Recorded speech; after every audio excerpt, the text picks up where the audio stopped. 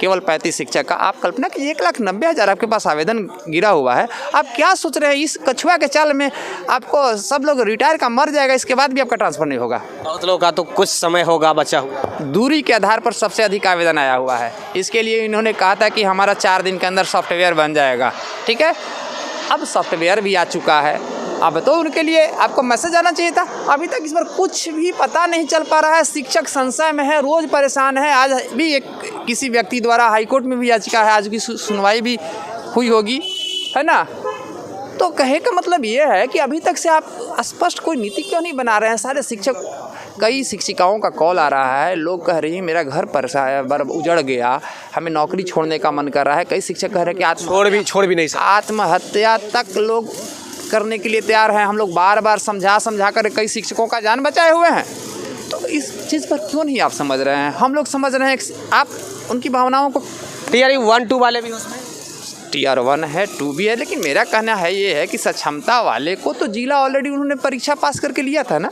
तो जो दूर वाले थे अपना जिला प्राप्त कर लिए, तो उसको किस परिस्थिति में आप कैंसिल कर दिए। बीच में खेल जब शुरू हो जाता है तो कहीं खेल के बीच में नियम बदला जाता है क्या।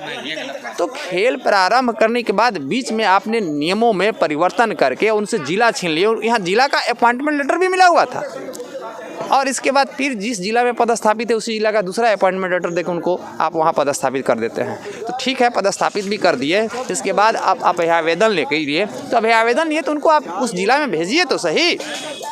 आप पटना में रिक्ति से ज़्यादा आवेदन आ गया है।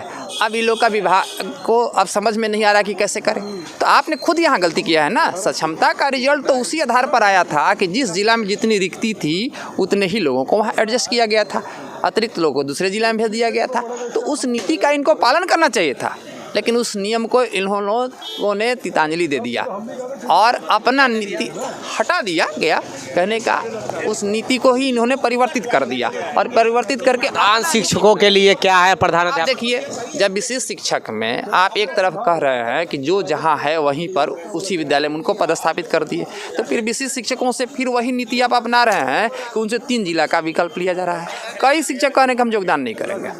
तो विशेष शिक्षक, ये जो प्रधान शिक्षक जो लोग आए हैं, उनसे भी आप बेहतर होता है कि उनसे भी पंचायत का